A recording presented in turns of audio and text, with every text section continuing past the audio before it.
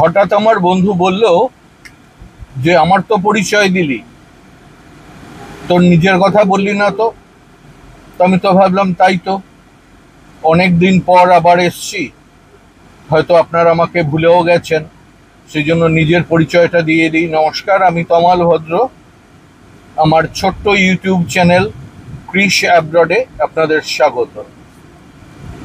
চলেছি অজানার উদ্দেশ্যে, খুব একটা দূর যাব না অবশ্য, ম্যাক্সিমাম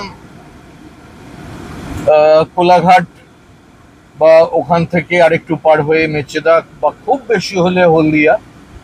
রোববার দিন, ছুটির দিনে চুপচাপ বসে না থেকে টুকটাক আমার মতো বেরিয়ে পড়ুন না, ভালোই লাগবে। আমার বয়সী যারা, অর্থাৎ এই 60 প্লাসে যারা রয়েছেন, তাদেরকে অনুরোধ করব এই ভিডিওটা দেখার জন্য। আশা করি খুবই ভালো লাগবে। বাড়িতে বসে থেকে বোর না হয়ে চলুন বেরিয়ে পড়ি। রাস্তায় দুপাশে সবুজ, সবুজ আর সবুজ, মাঝখান দিয়ে কালো রাস্তায় এঁকে বেঁকে চলে গেছে সাপের মতো।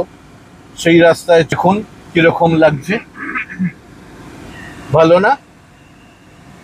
পরিষ্কার ঝকঝকে হাইওয়ে, কালো রাস্তায় এঁকে বেঁকে চলে গেছে, দুরন্ত গতিতে ট্রাক, দুপাশে সবুজ সবুজ। মাঝখানে কিছু নিশ্চয়ই ধাবা টাবা পাবো, সেখানে দুপুরের মধ্যাহ্ন ভোজনের বিরতি।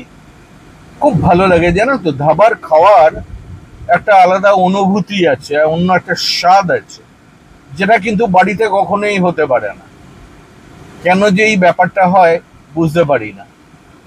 যাই হোক, দেখতে দেখতে রানীহাটি প্রায় এসে গেলাম, এরপরেই আসছে উলবেড়িয়া।